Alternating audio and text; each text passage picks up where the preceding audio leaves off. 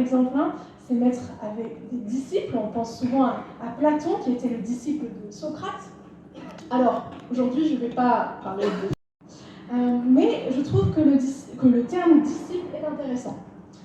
D'ailleurs, en se faisant baptiser, Sarah, Nathalie, Catherine, Léa, vous avez décidé d'être disciples de Jésus. Mais alors, qu'est-ce qu'on a en société occidentale, quand on regarde un petit peu l'étymologie du mot disciple, on voit que c'est l'équivalent de élève, apprenti, acolyte, sidekick pour les anglophones comme Sarah peut-être. Et le maître serait donc l'équivalent d'un enseignant, et on pourrait même parler de mentor.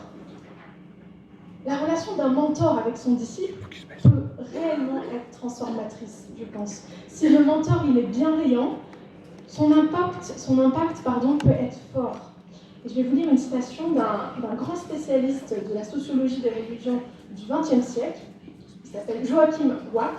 Il dit ceci: l'enseignant donne de ses connaissances, de ses capacités, le maître se donne.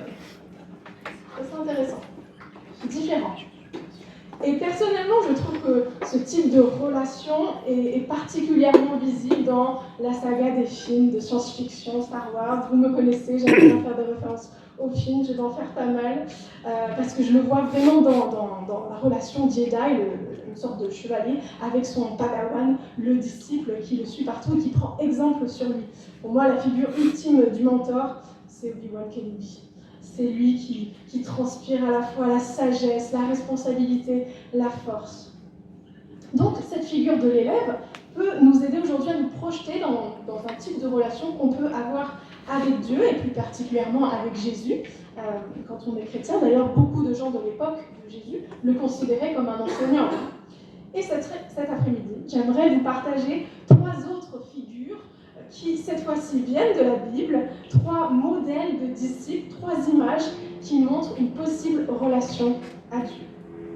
Le premier modèle du disciple, c'est celui du serviteur. Alors, accrochez-vous avec moi. À plusieurs endroits dans la Bible,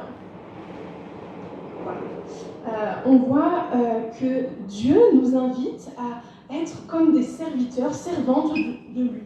Alors, dans notre culture, c'est pas du tout attrayant. Enfin, personnellement, c'est pas le truc le plus fun. Ça évoque pour moi la domination, l'esclavage, la servitude. Enfin, ça me dérange même. C'est un truc qui n'inspire pas confiance. Pourtant, dans la Bible, l'image du serviteur, lorsqu'elle concerne Dieu comme maître, c'est toujours positif. Alors, ça m'a fait réfléchir. Et peut-être que, du coup, ça ne dépend pas des fonctions du serviteur, mais plutôt du caractère du maître. Parce qu'après tout, être serviteur d'un bon maître, ça peut être bienfaisant. Moi, je le vois par exemple dans le roman de Jules Verne, Le Tour du monde en 80 jours, avec Phileas Fogg, le maître de Jean Passepartout, son domestique, qui, au fil des pages, développe une relation basée sur la loyauté, la fidélité. Passepartout, donc le domestique, finira même par décrire son maître comme étant un homme de cœur. Cette relation a l'air d'être quand même assez saine. C'est aussi ce qu'on retrouve dans Le bourgeois gentilhomme de Molière, avec la relation de Monsieur Jourdain et son valet Coviel, qui devient finalement son complice, en fait. Cela peut-être parler un peu plus aux amateurs de théâtre ici, et je crois qu'il y en a d'autres aussi dans la salle, comme Léa. Mais il est vrai que la figure du serviteur implique tout de même certains renoncements, une forme d'abandon à soi-même, une appartenance exclusive au maître, une recherche à suivre de la liberté, une valeur qui nous est très chère.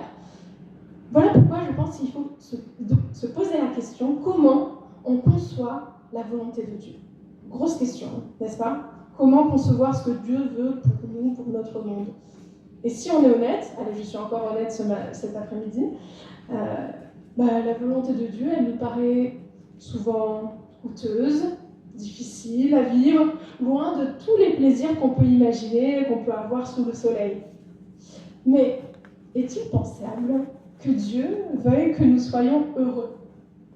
Je vous pose la question. Est-il pensable que Dieu veuille que nous soyons heureux? La volonté de Dieu, j'en suis convaincue, peut se trouver dans un voyage, voilà, un road trip, avec un ami pour se retrouver après une semaine bien chargée. Elle peut être une parole apaisante envers un collègue en colère pour éviter un conflit. Je pense que ça peut être ça la volonté de Dieu, dans la simplicité de notre vie. Notre motivation à faire la volonté de Dieu se trouve dans le fait que nous savons qu'il veut notre bien et qu'il sait ce qui est bon pour nous. Jésus a dit un jour, « Moi, je suis venu pour que les êtres humains aient la vie et qu'ils l'aient en abondance. » C'est un beau programme, hein, je trouve que c'est pas mal. Avoir la vie en abondance, je ne sais pas vous. Ce que Dieu attend de nous, cela pourrait être la source de la vie. Et j'en suis convaincue. Ce que Dieu attend de nous, cela pourrait bien être la source de la vie pour nous. Alors, chers baptisés, vous considérez comme servante de Dieu peut donc être un bon modèle pour comprendre certains aspects de votre relation à lui. Mais en même temps, ce modèle a des limites. Si nous considérons notre rapport à Dieu que en tant que ses serviteurs, ses servantes, on va passer à côté de bien des choses. Il y a une distance entre le serviteur et son maître que Dieu désire effacer. Voilà pourquoi Dieu nous invite à être ses amis. Le modèle de l'amitié, il est beaucoup plus parlant, il est beaucoup plus inspirant, n'est-ce pas? C'est un type de relation plus profond, intime, que le rapport serviteur-maître. C'est aussi une relation gratuite et réciproque. Et c'est ce à quoi Jésus nous invite. C'est ce qu'il a dit un jour à ses disciples. « Je ne vous appelle plus serviteur, parce qu'un serviteur ne sait pas ce que fait son maître. Je vous appelle ami. » Waouh! La différence entre un serviteur et son maître, c'est que quand on est ami, on ne fait pas les choses pour être aimé. La relation n'est pas basée sur le faire. Elle ne doit pas être utile. Autrement, il faut peut-être se poser quelques questions. Je passe ça comme ça. Mais en même temps, dans une vraie amitié, ça implique quand même d'être là pour l'autre, on est d'accord. Le service rendu, il est secondaire, mais il découle quand même d'une vraie relation d'amitié. Parce que, après tout, est-ce qu'on peut considérer quelqu'un comme son ami si on ne peut pas compter sur lui quand on en a le plus besoin? Est-ce qu'on peut considérer que le personnage de Sam Gamgee dans Le Seigneur des Anneaux était l'ami de Frodon si Sam n'avait pas fait preuve de courage et même de sacrifice pour son ami? Non, je ne pense pas. C'est sa relation faite de confiance et de complicité qui a poussé Sam à accompagner Frodon dans les moments les plus difficiles de sa vie. Alors, chers baptisés, sachez que c'est l'amitié que vous avez avec Dieu qui vous poussera à tenir sur le long terme, à persévérer, à ne pas le lâcher sur le long terme. Et si jamais vous deviez faillir, et même aller jusqu'à le trahir, sachez qu'il restera toujours un ami fidèle. Ça vous rappelle peut-être un chant chrétien connu, « Quel ami fidèle et tendre ». Ça parle peut-être à une chanteuse comme Nathalie, n'est-ce pas? Quel ami fidèle. Oui, Dieu souhaite être notre ami, sans rapport de force, sans calcul, sans attente particulière de notre part. Quand je dis ça, je suis en train de me dire, mais ça donne envie en fait, c'est rare de trouver des amis comme ça, on n'est pas d'accord? Et en général, quand on les trouve, on les garde. Et bien voilà ce qui s'ouvre à vous aujourd'hui, chers baptisés, et que votre baptême puisse être en quelque sorte un pacte d'amitié avec Dieu, vous imaginez. Alors, au-delà de l'amitié, Dieu nous invite à une relation encore plus proche, encore plus intime. On y va crescendo, cet après-midi, vous avez peut-être remarqué. Et en fait, c'est la suite du verset qu'on vient de lire qui le révèle. Je ne vous appelle plus serviteur parce qu'un serviteur ne sait pas ce que fait son maître. Je vous appelle ami parce que je vous ai fait connaître tout ce que j'ai appris de mon Père. Et là, on se rend compte que le savoir dont il est question ici, cette connaissance, c'est le fait que Dieu est notre Père et que nous sommes ses filles et ses fils. Voilà ce que Jésus est venu révéler en venant sur terre. Nous l'avons chanté plein de fois aujourd'hui. nous avons accès à Dieu en tant que ses enfants. C'est dingue quand même. Ce nouveau statut ne dépend pas de nos bonnes œuvres, mais de l'amour de notre Père qui est à l'origine de cette relation. Alors, chers baptisés, Dieu vous invite donc à vous considérer comme ses filles.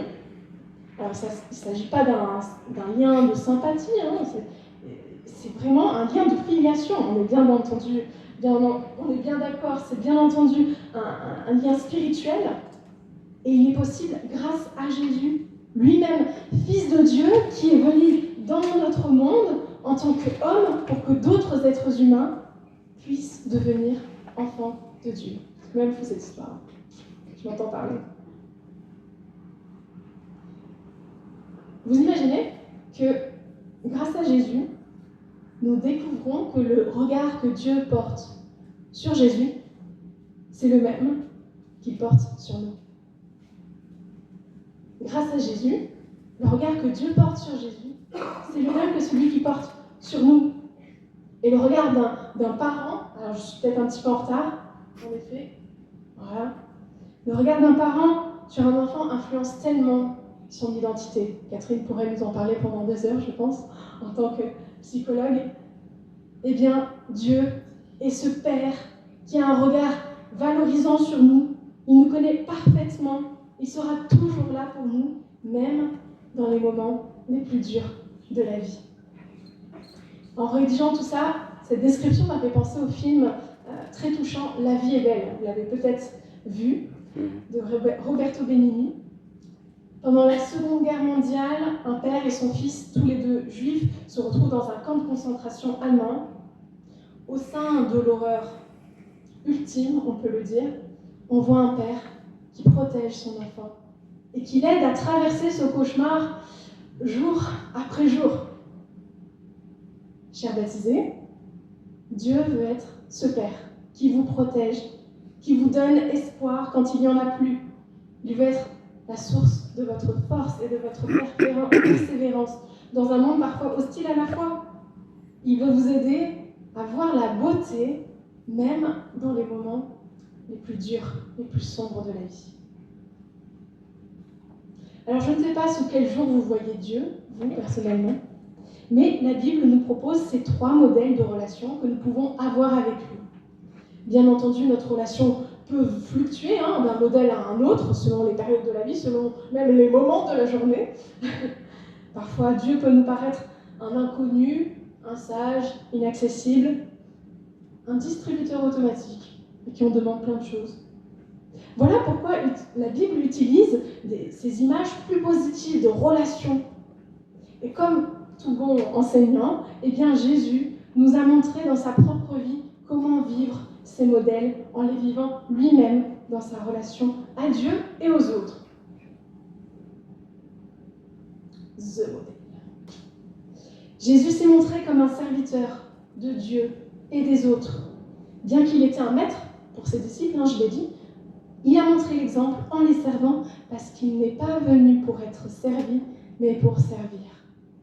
Jésus s'est aussi montré comme notre ami, un ami qui aime inconditionnellement et qui va jusqu'à sacrifier sa vie parce que pour lui, il n'y a pas de plus grand amour que de donner sa vie pour ses amis.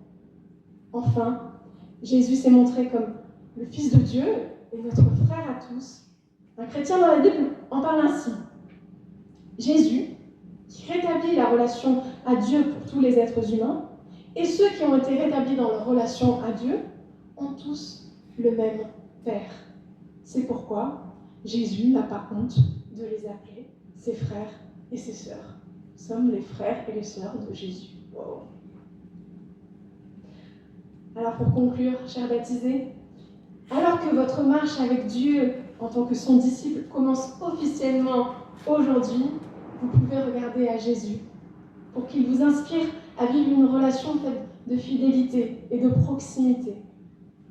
Et dans un monde où nous entendons tout et n'importe quoi sur Dieu, eh bien que ces images puissent nous encourager, chacun et chacune ici présent, à voir Dieu autrement que ce qu'on entend, à nous approcher de lui pour nous faire notre propre avis sur lui, et qui sait, à commencer à le suivre.